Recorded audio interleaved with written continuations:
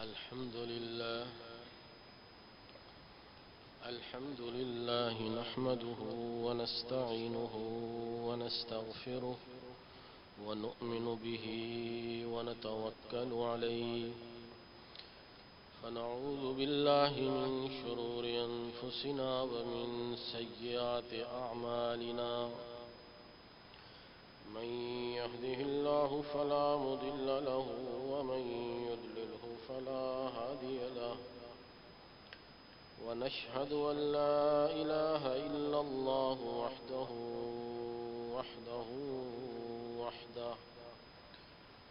لا شريك له ولا وزير له ولا مشير له ولا معين له ولا مثل له ولا مثال له ولا مثيل له ونشهد أن سيدنا وسندنا وحبيبنا وحبيب ربنا وطبيبنا وطبيب قلوبنا محمدا عبده ورسوله صلى الله عليه وعلى آله وأصحابه وبارك وسلم تسليما كثيرا أما بعد فأعوذ بالله من الشيطان الرجيم بسم الله الرحمن الرحيم وإذا رأيتهم تعجبك أجسامهم وإن يقولوا تسمع لقولهم كأنهم خشب مسندة يحسبون كل صيحة عليهم هم العدو فاحذرهم قاتلهم الله أنى يؤفكون صدق الله مولانا العظيم وصدق رسوله النبي الكريم ونحن على ذلك من الشاهدين والشاكرين والحمد لله رب العالمين سبحانك لا علم لنا إلا ما علمتنا إنك أنت العليم الحكيم رب اشرح لي صدري ويسر لي أمري واحلل عقدة من لساني يفقه قولي رب زدني علما سارے بھائی بلند آواز سے درود شریف پڑھ لیجیے اللهم صل على محمد وعلى آل محمد كما صليت على إبراهيم وعلى آل إبراهيم إنك حميد مجيد اللهم بارك على محمد وعلى آل محمد كما باركت على إبراهيم وعلى آل إبراهيم إنك حميد مجيد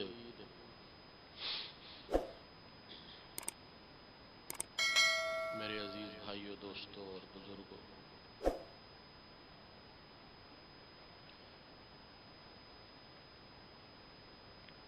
دنیا میں اللہ نے جتنی چیزیں بنائی ہیں ہر چیز کی ایک ظاہری صورت ہے اور ایک اس کی حقیقت ہوتی ہے، اور دونوں کے مجموعے سے اس چیز کا وجود اور حقیقت وہ آشکارا ہوتی ہے۔ اکیلی کسی چیز کی تصویر بنا دی جائے تو اس سے حقیقت کا فائدہ نہیں اٹھائے۔ ایک بڑے سے خوبصورت کاغذ کے اوپر آم بنا دیے جائیں اور بہت خوبصورت آم بنا ہو، رنگ بھی اس کا بالکل آم جیسا ہو، لیکن وہ آم کی حقیقت کا فائدہ نہیں دے سکتا، جبکہ حقیقی آم اس کا ذائقہ بھی ہوگا، اس کی مٹھاس بھی ہوگی، اس کا وزن بھی ہوگا۔ تو ایک تصویر ہے، ایک ظاہر ہے، ایک حقیقت ہے۔ حقیقت موجود ہو تو شکل بھی فائدہ دیتی ہے، اگر شکل کے اندر سے حقیقت نکال لی جائے تو بظاہر وہ کتنی طاقتور چیز کی صورت ہی کیوں نہ ہو، ایک بہت بڑا شیر بنا لیا جائے اور اس میں اس کا ڈھانچہ بنا کے اس میں بھس بھر دیا جائے تو ایک چھوٹا سا بچہ بھی اس سے کھیلتا رہے گا، اس لیے کہ وہ صورت ہے شیر کی، حقیقت میں شیر نہیں ہے۔ آج ہم جب عالم اسلام پہ نظر دوڑاتے ہیں، مسلمان کی دن بدن ابتری کے جو حالات دیکھتے ہیں کہ ایک مسلمان وہ بھی تھا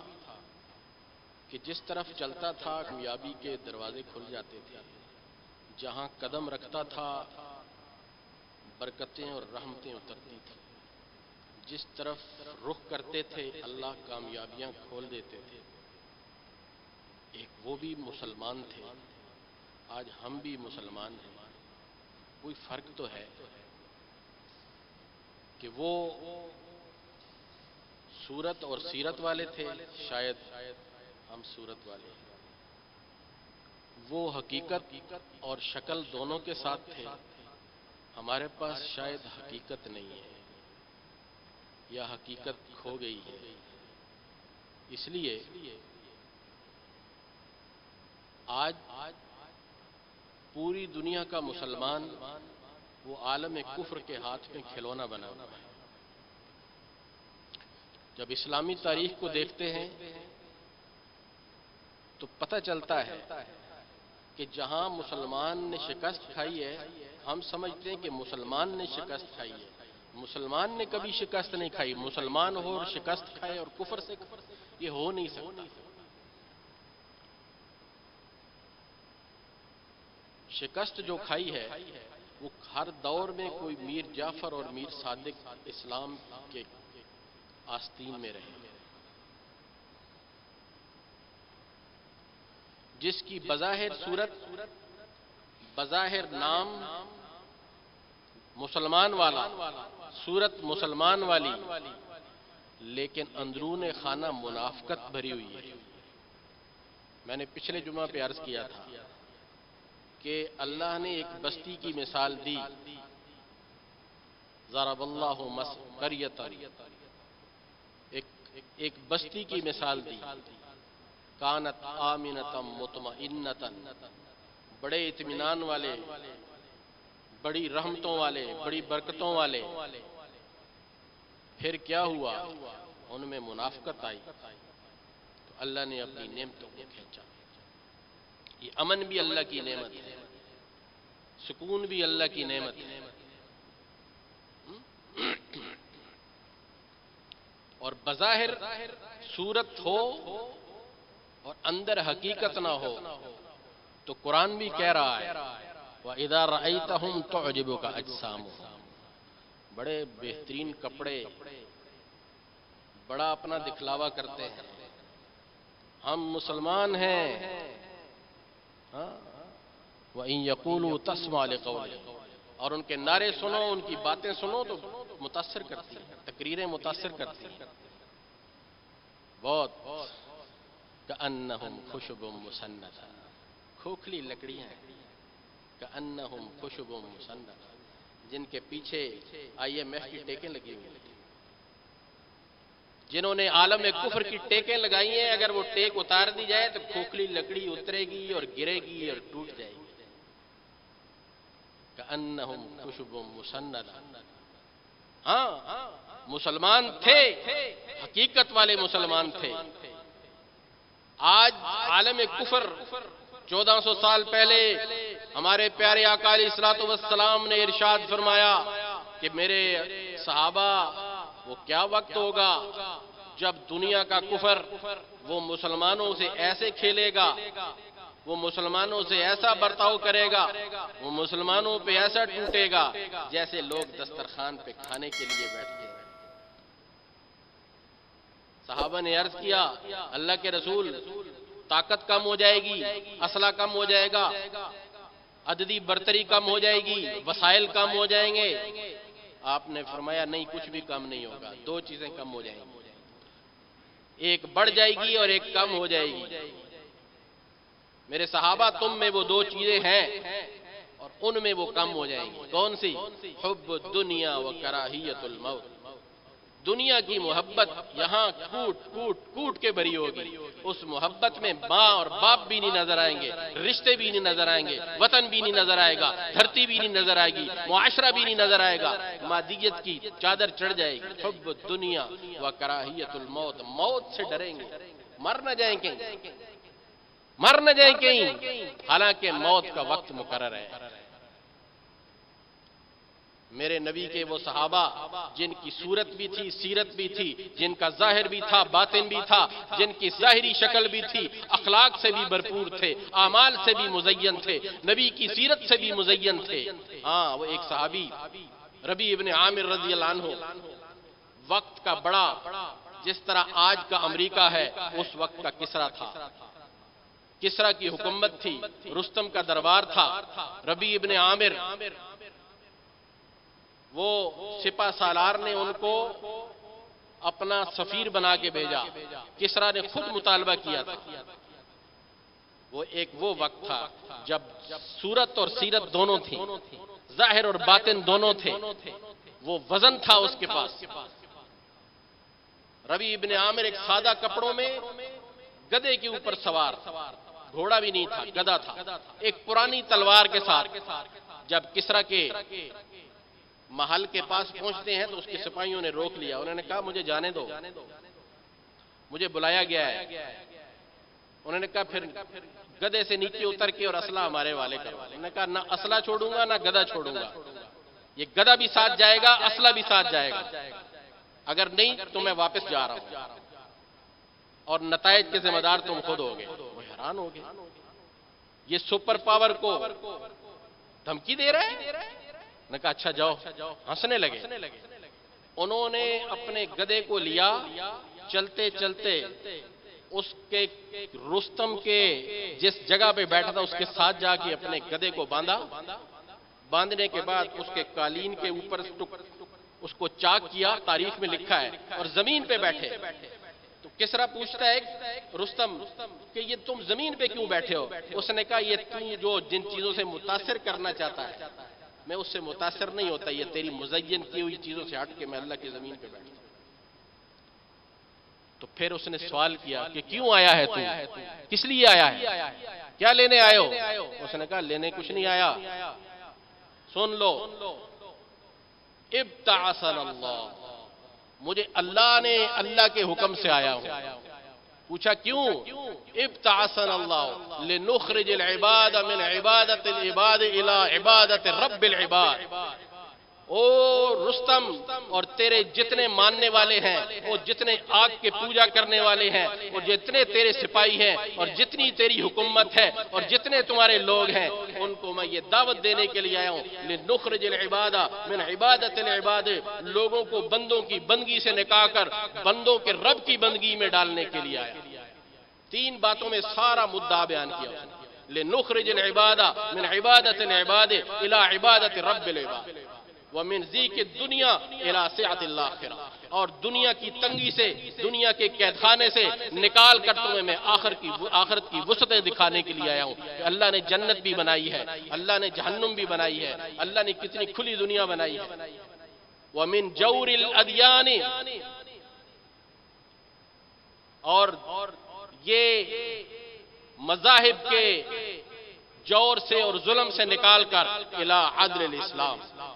یہ مذہب کے نام پر جو ایکسپلائٹیشن ہے اس کو ختم کر کے اسلام کا سادہ اور وہ فطری دین کی دعوت دینے کے لیے آیا۔ تین باتیں، سناٹا چھا گیا۔ یہ تھا حقیقی مسلمان، جو گھبراتا نہیں تھا، متاثر نہیں ہوتا تھا۔ یہ ہے مسلمان کی شکل اور صورت اور سیرت، اس کا تعلق براہ راست قرآن کے ساتھ، اللہ کے پیغمبر کے ساتھ، اس کی سنت کے ساتھ، نبی کی محبت کے ساتھ سرشار۔ ہاں، سولی پہ لٹکا ہوا ہے عبداللہ ابن حذافہ۔ کسی نے کہا تجھے اتار دیا جائے گا. ایک بات سن لے, تجھے اتار دیتے ہیں, کیا تو اس بات کو پسند کرتا ہے کہ جس کا تو نام لیوا ہے اس کو یہاں لٹکا دیا جائے؟ اس نے کہا کیا بڑی بات کر دی تو نے, میرے آقا کے بارے میں یہ کہتا ہے, میں تو یہ بھی نہیں برداشت کر سکتا کہ جہاں میرے آقا اس وقت تشریف فرما ہے آپ کے پاؤں مبارک میں کوئی کانٹا بھی چبھ جائے. اور اس نے کہا یہ تو ایک جان ہے, میرے ہر بال کے بدلے میں میرے جسم پہ جتنے بال ہیں اگر جانیں ہوتی آقا کے دین پہ قربان کر دیتا. یہ ہے صورت اور سیرت, یہ ہے ظاہر اور باطن, یہ ہے حقیقت. ایک صحابی ابو سلمہ رضی اللہ عنہ مکہ سے ہجرت کرنے لگے, مکہ والوں نے روک لیا. ہاں, مکہ میں جو کمایا ہے, مکہ میں تجارت کی ہے, مکہ کی منڈیوں سے جو کمایا ہے ہم مدینہ نہیں لے جانے دیں گے, سارا چھوڑو یہیں پہ. اس نے کہا لے لو. چلے, سسرال والے آ گئے, یہ بیٹی ہماری ہے, مکہ میں رہے گی, جانا ہے تو جاؤ. یہ پوتا ہمارا ہے, ہمارے پاس رہے گا. 2 کپڑوں میں ابو سلمہ مکے کے اندر تجارت کرنے والا, کمانے والا, رہنے والا, سب مال قربان, بچے قربان, بیوی قربان, سب قربان کر کے اللہ کے نام پہ جب اللہ کے رسول کے دربار میں پہنچا, اپنے حالات سنائے تو آپ نے فرمایا واہ ابو سلمہ کیا بات ہے, قد ربحت بھائی, تو نے بڑے نفع کی تجارت کی, تو نے بڑے قد ربحت البئی, تو نے بڑی کامیاب تجارت کی ہے. آج ہم کامیاب تجارت اس کو سمجھتے ہیں اپنے بچوں اور بچیوں کا ایمان بھی دے دو, دین بھی دے دو, اخلاق بھی دے دو, ہمیں پاؤنڈ دے دو, ہمیں ڈالر دے دو. ان کے ڈالر پسند ہیں,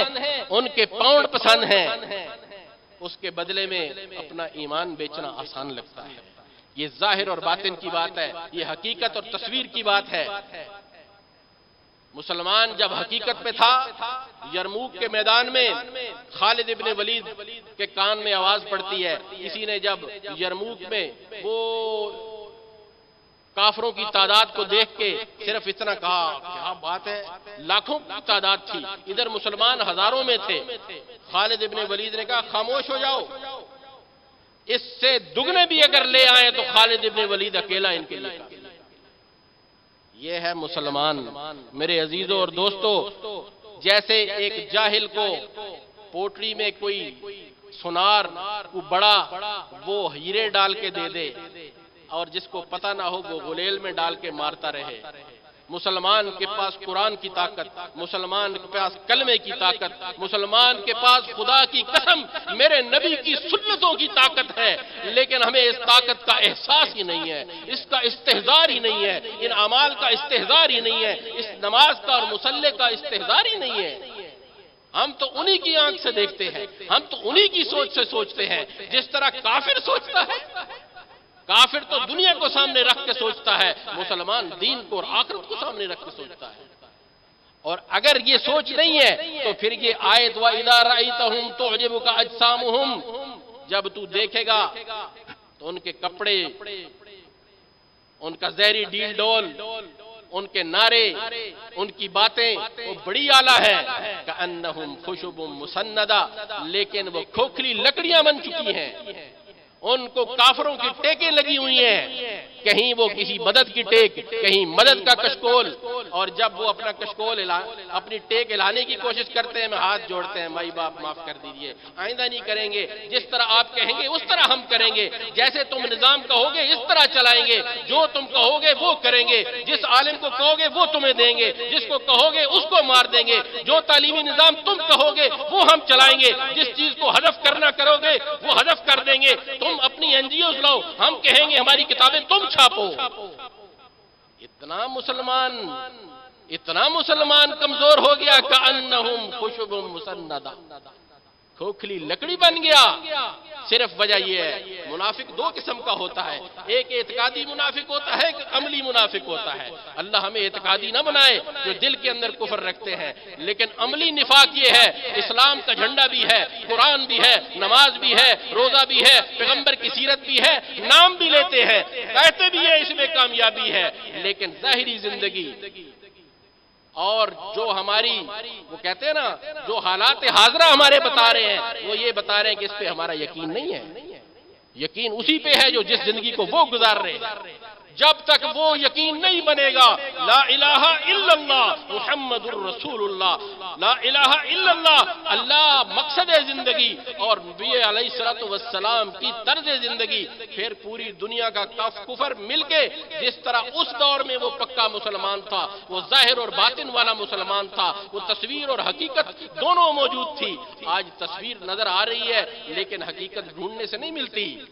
وجہ صرف یہ ہے، اس وجہ سے آج مسلمان پریشان نظر آ رہا ہے۔ میرے دوستو پریشانی کی کوئی ضرورت نہیں ہے، ہمارے پاس وہ نعمت ہے جس کے بارے میں یا ایھا الناس قد جاءتکم موعظۃ من ربکم وشفاء لما فی الصدور وہدی ورحمۃ للمؤمنین۔ او لوگو تمہارے پاس قرآن آ گیا ہے، یہ تمہارے سینوں کی ہدایت کا نور ہے، یہ تمہارے سینوں کی شفا ہے، یہ تمہارے جسموں کی شفا ہے، یہ تمہارے لیے بیماریوں کی شفا ہے، یہ تمہاری زندگی کا آئین ہے، یہ تمہاری زندگی کا دستور ہے، یہ تمہاری زندگی کی کامیابی ہے۔ تمہاری معاشی زندگی ہو، معاشرتی زندگی ہو، نجی زندگی ہو، اجتماعی زندگی ہو، سیاسی زندگی ہو، میرے پیغمبر کی زندگی، میرے پیغمبر کی سنت، میرے پیغمبر کا لایا ہوا قرآن، یہ مسلمان کی کامیابی ہے۔ میرے دوستو جب تک اس سے نہیں جڑیں گے، اس کو پڑھیں گے نہیں، اس پہ عمل نہیں کریں گے، اپنے بازاروں کا نظام جب بات ہوتی ہے کہتے ہیں بہت مشکل ہے، وہ سود کو کیسے ختم کریں، سود کے بغیر کیسے چلیں،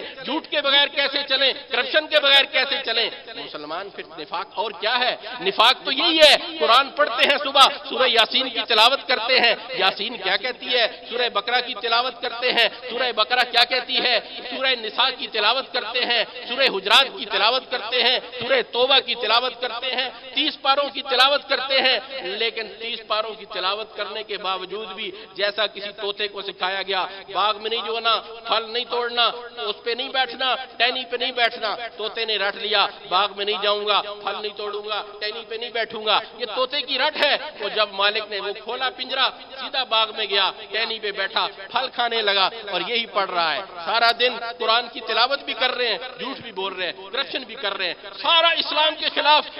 نجی زندگی سے لے کر اجتماعی زندگی کا، فرد سے لے کے اجتماعیت تک، چھوٹے سے لے کے بڑے تک، چھوٹے سے وزیر سے مشیر تک اور ہماری عدالتوں تک، سارا نظام اگر ہم دیکھیں سر کی آنکھوں سے اور کھلی آنکھوں سے تو بات وہی نظر آتی ہے کہ انہم خشب مسندہ، یہ کھوکھلی لکڑیاں ہیں اور کچھ بھی نہیں ہے۔ اللہ عمل کی توفیق عطا فرمائے۔